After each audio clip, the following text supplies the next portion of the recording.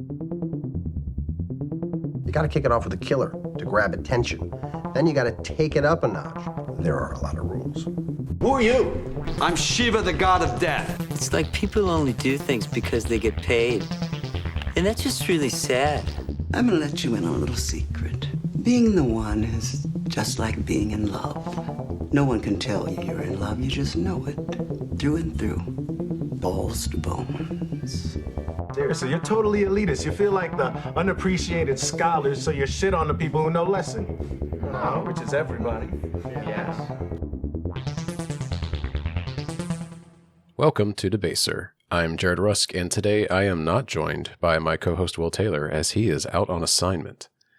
On this show, we explore both new and familiar films as we attempt to analyze and interpret them, all in an effort to debase the films and ourselves.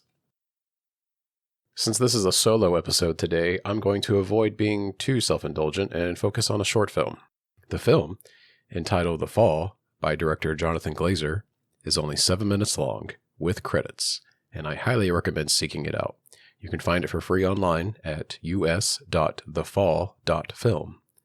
To be clear, it is a production of the BBC, that's the British Broadcasting Company, so it is not struck work. Solidarity to the WGA and to SAG-AFTRA, who continue their strike as of this recording. The Fall is a short film released in May of 2020 that was written and directed by Jonathan Glazer.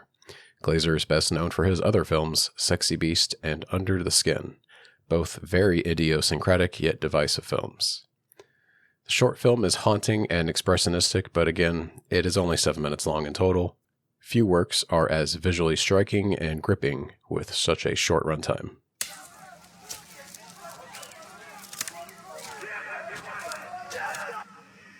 As The Fall opens, we hear undiscernible yelling and shouting.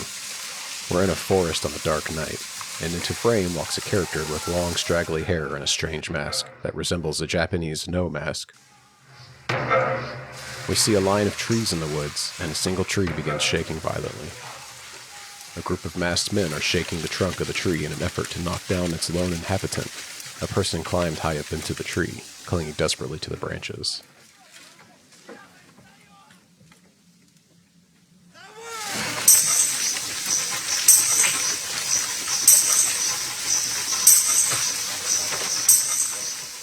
The person eventually falls, and the crowd gathers around them and poses for a picture, like hunters displaying their catch. The crowd of people move to a noose and slip the rope over their prey. For the first time, we see a close-up of the face of the victim, showing that they too wear a strange mask covering their entire face. The expression on this mask is of concern, contrasting the angry expressions on the masks of the crowd. With the noose attached, the victim falls below frame, and the title card drops. The Fall.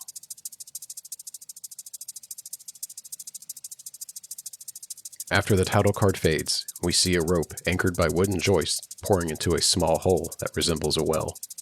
The rope is falling at an incredible rate, which slowly begins to wobble as the camera creeps in. Our victim, attached to this rope by the noose, is falling into the well.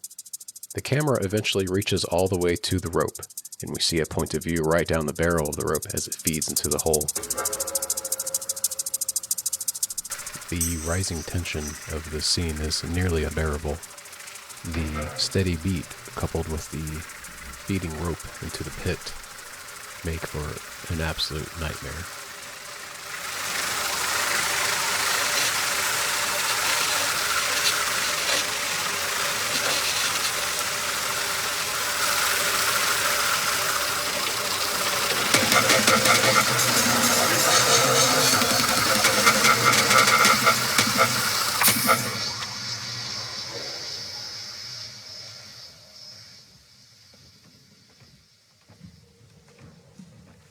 Eventually, the end of the rope flies off the joist, and the last of the rope disappears into the hole. The music ends, and the onlookers crowd around the hole, peering in to see any signs of their prey. Seemingly satisfied, they move away from the well, and more shouting is heard in the distance, likely a new victim to drop.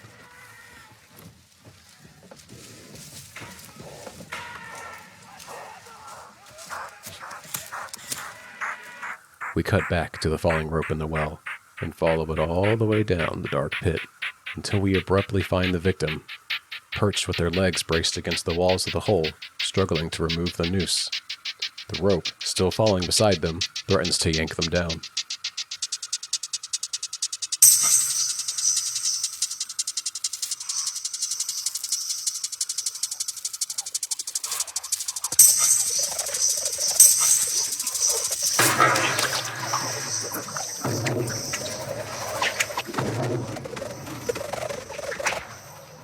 Our victim manages to remove the noose just in time to avoid the pull, and the entire rope falls out of frame. Surveying their circumstances, the victim slowly begins to ascend up the rocky confines of the pit, barefoot and without anchors. As our victim carefully continues their long, arduous climb up the rugged walls of the well, the film ends. The visuals in the film are reminiscent of Francisco Goya paintings, who is perhaps best known these days for Saturn devouring his son. This is a painting that makes the rounds on the internet that depicts a strange, large man with bright eyes eating the head off a small body of a person. Goya was an expert at what I would describe as high-contrast paintings, dark backgrounds contrasted with fire-lit subjects like witches and devils, which The Fall is clearly imitating. The entire film takes place at night, and the scenes are extremely dark. What lighting we do have feels eerie and adds a sense of dread. When a character's face is illuminated, we see that they are wearing masks. These masks resemble the Japanese No masks, and the expressions on them could be interpreted in many ways, which makes them unsettling, as they are essentially faceless.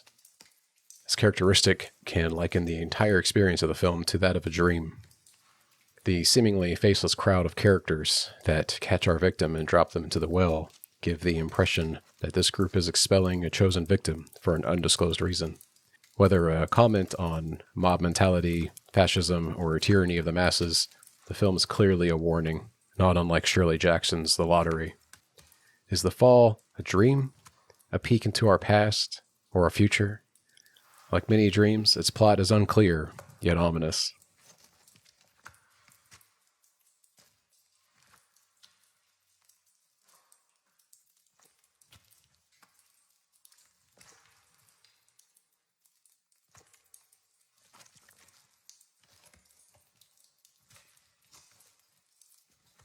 Thank you for listening to another episode of Debaser. You can find our show on social media by searching for @DebaserPod, and you can visit our website at debaserpod.com for all of our episodes. For my co-host Will Taylor, I'm Jared Rusk. We'll see you next week. Thank you for listening, and take care.